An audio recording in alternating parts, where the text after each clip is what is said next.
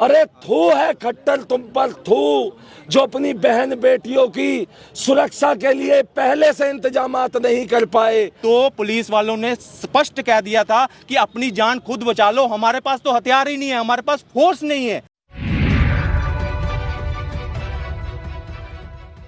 जब वहां पे हम सब लोग पहुंचे, जो हमारे सनातनी भाई थे, तो इन्होंने बहुत प्री प्लान तरीके से, ये जो देश में कुछ लोग कहते हैं ना कि भाईचारा, भाई भाई, ये भाई भाई शब्द सुन के ना अब अपने सगे भाइयों पे भी हमें जो है ना कहीं ना कहीं उनसे भी हमारा जो है विश्वास उठने लगा है, क्योंकि ये भाईचारा शब्द अब हमें जो है खाने लगा है। जो हमने कल जो देखा है, भाई नहीं है साले, सब आतंकवादी है, सब आतंकवादी है मेरे भाई। नाई से लेके कसाई तक जितने भी हैं सब आतंकवादी है, जितने भी है टोपी पहने। इलाज क्या है, इलाज बताइए मेरे भाई। इलाज क्या है?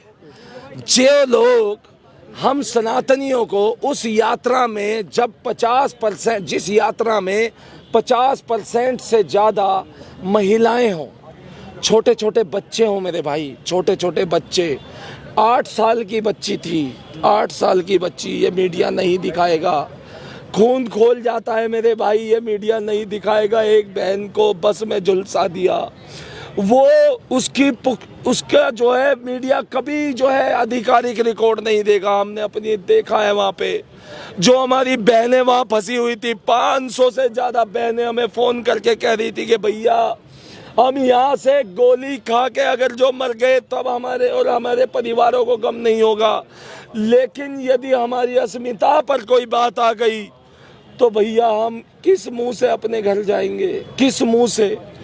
हम वहाँ पे भाई नतमस्तक हो चुके थे, कपड़े भी फाड़े गए वहाँ उनके साथ, मेरे भाई बहुत दुराचार हुआ है उनके साथ, बहुत दुराचार हुआ है। खड़े खड़े आदमियों में उस नल्लड़ शिव मंदिर में पहाड़ों से आए उन आतंकवादियों ने जैसे कश्मीर में आते थे, वो कश्मीर का प्रकरण वहां पे दोहराया है। वो सोशल मीडिया में आज हमको दिखाई दे रहे हैं, वो नाराए तकबीर अल्लाहू अकबर के वो नारे लगा करके उसको वहां पे पूरी की तरह पूरा पाकिस्तान बना दिया गया है। ये नेता लोग कहते हैं, ये भाजपा के भी इसमें शामिल है, जो कह देते हैं कि मेवात मिनी पाकिस्तान नहीं है। मेरे नेताओं सुन लो, वो मिनी नहीं है, जाओ और जाके देखो बिना सुरक्षा के एक बार। कंप्लीट पाकिस्तान हो गया है मेवात, कंप्लीट पाकिस्तान। और सुनो, अरे थू है खट्टर तुम पर, थू जो अपनी बहन बेटियों की सुरक्षा के लिए पहले से इंतजामात नहीं कर पाए। बिहार में 7 पन्नों के गजवाए हिंद के पर्चे निकाल लाते हो। इनकी पहले से प्रायोजित योजना तुम्हें सोशल मीडिया पर नहीं दिखाई दी। यहाँ हरियाणा सरकार का फेलियर था। अरे यूपी के बाल बराबर मुसलमान नहीं है मेवात में, यूपी के बाल बराबर, यूपी के बाल बराबर, लेकिन एक योगी आदित्यनाथ जैसा नेता नहीं है। कहाँ है? बस केवल और केवल यूपी में। अरे 30 राज्य है, 30 राज्यों के हिंदू कहाँ जाएंगे? अब हिंदू कहाँ जाएंगे? हर हिंदू को योगी जैसा नेता चाहिए, हर राज्य में योगी जैसा नेता चाहिए मेरे भाइयों, वरना उन जो आज वो बहनें वहाँ उस मंदिर में फंसी थी, ये तो धन्य हो अमित शाह जी का। और मैं इसमें सबसे पहले आप सभी मीडिया के माध्यम से धन्यवाद करना चाहूँगा सुदर्शन न्यूज़ के सागर कुमार जी, जो देश के राष्ट्रवादी पत्रकार हैं, रिपोर्टर हैं, वो उस यात्रा में शामिल हुए थे और उन्होंने खुद आकर के जब वो रिपोर्टिंग्स वहाँ से करी और वहाँ से केंद्र को जवाबदेह बनाने के लिए वहाँ पे मजबूर कर दिया। जब हरियाणा गवर्नमेंट फेल हो गई तब जाकर के वहाँ पे टुकड़ियाँ भेजी गई और रात के समय, शाम के समय कहीं जाकर के वहाँ से महिलाओं, बुजुर्गों और बच्चों को वहाँ से निकाला गया। नूह में जाने से पहले आपको गाड़ी से पोस्टर और माथे से तिलक भी हटाना पड़ा था? नूह में जाने से पहले नहीं हटाना पड़ा था, क्योंकि हमारे वो धार्मिक यात्रा के पोस्टर हैं, हम उनको लगा के ही गए थे। हमारी गाड़ियों पे जब पत्थरबाजियां हुई, गोलियां चली, ऐसे ऐसे हथियार थे मेरे भाई, ऐसे ऐसे हथियार थे उनके पास कि मैं यूं कह रहा हूं यहाँ की पुलिस के पास ऐसे हथियार नहीं होंगे। कौन इजाज़त दे रहा है इनको रखने के लिए? घरों में पत्थर जमा कर रखे हैं ठीक उसी प्रकार जैसे ताहिर हुसैन ने किए थे। और ये जो वहाँ का नेता है, ये कांग्रेसी मामन खान, जिसने इस जहर को बोया विधानसभा में खड़े होके है, आज अगर योगी महाराज के क्षेत्र का वो विधायक होता तो आजम खां की तरह जेल में धूल चाट रहा होता, जेल में धूल चाट रहा होता। लेकिन हम शर्मिंदा है कि ये खट्टर जैसे मुख्यमंत्री हमने बिठा रखे हैं। हमारी बहन बेटियां मेवात में सुरक्षित नहीं रह गई है।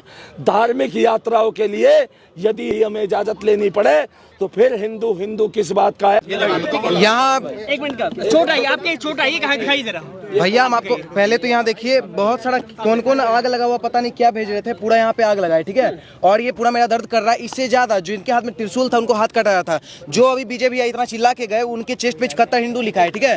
वो कट्टर हिंदू जो अपने छाती पे लिखवा है, वो हमको कॉल करके, जब हम फिरोजपुर रोड में थे तो हमको बोल रहे बाबू तुम लोग भगवा गमछा जो रखे हो उसको हटा लो, जितना जो गाड़ी में झंडा लगा उसको हटा लो, क्योंकि तुम लोग को मार दिया जाएगा। वो बीजेपी हम लोग को बोले, हम लोग को कलेवा अपना खोलना पड़ा, हम लोग को भगवा गमछा हटाना पड़ा, तिलक मिटा के हम लोग को बैठना पड़ा गाड़ी में। उसके बाद हम लोग वहां से निकले, जितने भी मुस्लिम थे सब लोग देख रहे थे। उसके बाद आग वाला कुछ छोड़ा सा आपको बता दे, नहीं चिन्हित कर एकदम टारगेट किलिंग हुआ है। और आपको बता दे सिर्फ जो शोभा यात्रा में गए थे सिर्फ उनके साथ ही नहीं हुआ है, वहां पे जो लोकल हिंदू जिनके हाथ में कलेवा था उनको ही पकड़ पकड़ के मारा गया। कितने एक स्वीट सेलर थे उनको ही मारा गया। और आपको बता दे पत्थरबाजी सुनते हैं ना, हम इतना दिन सुन रहे थे, लेकिन आज हम देखे अपने आंख से, कल देखे, उसमें पत्थर भी जो छोटा मोटा पत्थर नहीं था, एक नोकीला पत्थर वो लोग मारते हैं, जो कि वो पत्थर डायरेक्ट अगर पेट में गया तो पेट बच्चा पकड़ के वहीं मर जा रहा है। मतलब वो लोग या तो उसको हथियार के तरीके से प्रिपेयर किए, पत्थर से बहुत सारे लोग को मारा गया। और आपको बता दे 2500 से ज्यादा महिला, आपको बोलिए एक रिकॉर्डिंग सुनाते, क्योंकि गुस्सा वाला विषय नहीं है, हम लोग को रोना आ रहा था अपना भविष्य पे। ये आप रिकॉर्डिंग सुनिए क्या महिला बोल रही थी।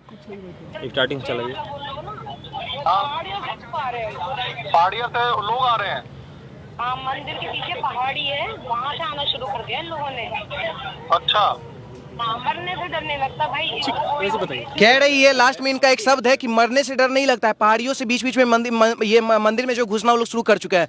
मरने से डर नहीं लगता है, हम लोग को इज्जत का पर्वा है। और कहीं ना कहीं ये लोग मुगल काल फिर से दोहरा देते हैं। और कहीं ना कहीं ये लोग रेप करने का भी आशंका हो रहा था। जो वहाँ पे जो दीदी थी वहाँ पे वो लोग बोल भी रही थी कि हम लोग के साथ जैसे शाम हो रहा है, शाम टाइम में ये लोग अंदर घुसते जा रहे, धीरे आप लोग कैसे बचा ली। तो अमित शाह जी नहीं कुछ भी तो एक्शन लिए थे, रेस्क्यू करवाए 3 हेलीकॉप्टर भिजवा के। लेकिन कहीं ना कहीं जैसा वहाँ का सुविधा कर्मी था, कहीं ना हम लोग के लिए एक भी प्रशासन तैयार नहीं था। और जो प्रशासन था भी वो कह रहा था वर्दी तुम ले लो, तुम लोग को अगर लग रहा है वर्दी तुम लोग सुरक्षित रहोगे तो वर्दी तुम ले लो, हम नहीं कर सकते हैं। आप एक बात बताइए, शोभा यात्रा की परमिशन थी क्या?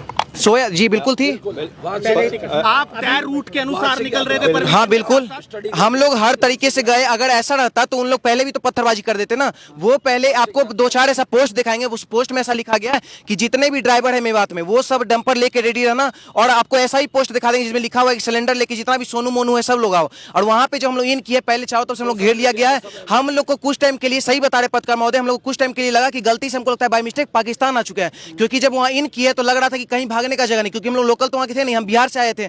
जब वहां पहुंचे तो कहीं भागने का जगह नहीं, जहां जा रहे हैं वहां मुस्लिम हम लोग को धर धर के हम लोग कट्टे नजर से देख रहा है। और कहीं ना कहीं फायरिंग भी कर रहा था। किन लोगों ने उकसाया? आपका क्या नाम भाई साहब? मेरा नाम पवन केसर है। देखिए इस यात्रा के बारे में आपने जो हमारे साथी हैं उनके सुना था। मैं जम्मू कश्मीर से हूँ। अच्छा। हम वहाँ यात्रा देखते थे, अमरनाथ यात्रा, वहाँ वैष्णो देवी यात्रा, कहीं ऐसी यात्रा जाती थी। जब इन मंदिरों के बारे में बताया तो मुझे भी बड़ी उत्सुकता हुई कि 5,000 साल पुराने मंदिर, मैं भी इस यात्रा में ज़रूर जाऊँगा। और मेरे जैसे हज़ारों लाखों लोग और होंगे जो ये मन बना चुके होंगे कि हमने भी इस यात्रा में जाना है। हमारे सोच में अगर देखा जाए यहाँ यात्रा चलती है, वहाँ रोजगार चलता है। मुझे लगा हमारा स्वागत मेवात में इस तरह से होगा भव्य, इवन कि मुस्लिम भी आगे आएंगे, जैसे कश्मीर में अमरनाथ में होता था वैसे आगे आएंगे।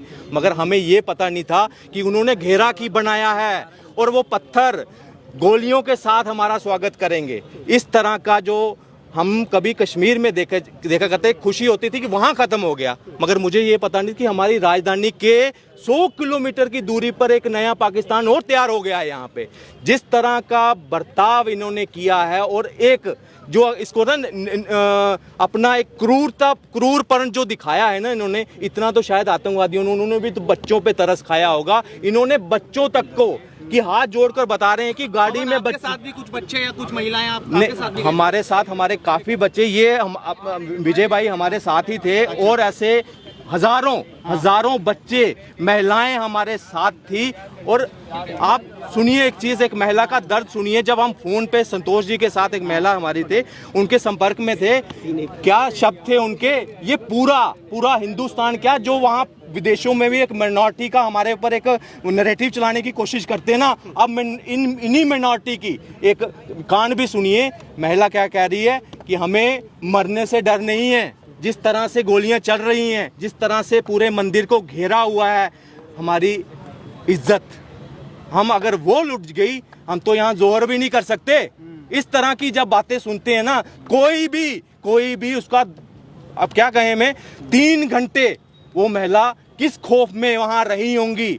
फोर्स 3 घंटे के बाद पहुंची है। हम कभी होम मिनिस्टर को वहां उनके ऑफिस में फोन कर रहे हैं, कभी एसएसपी को वहां कोशिश कर रहे हैं, कोई नंबर नॉट रीचेबल, किसी से बात, और हम कर रहे हैं 3 घंटे लगातार उनके संपर्क में। खौफ का साया, ये खास कभी हम उस वक्त देखते थे 90, मैं कहता हूं आज जब हम नेशनल मीडिया में देख रहे हैं ना, मैं धन्यवाद करता हूं। हमारे साथ कुछ एक ऐसे, मैं सागर भाई का नाम लूंगा, पल पल की, आप अगर मेवात की अगर खबर किसी ने पहुंचाई है, पल पल अपडेट मिलता गया, सरकार के ऊपर प्रेशर आता गया। नहीं तो पुलिस वालों ने स्पष्ट कह दिया था कि अपनी जान खुद बचा लो, हमारे पास तो हथियार ही नहीं है, हमारे पास फोर्स नहीं है।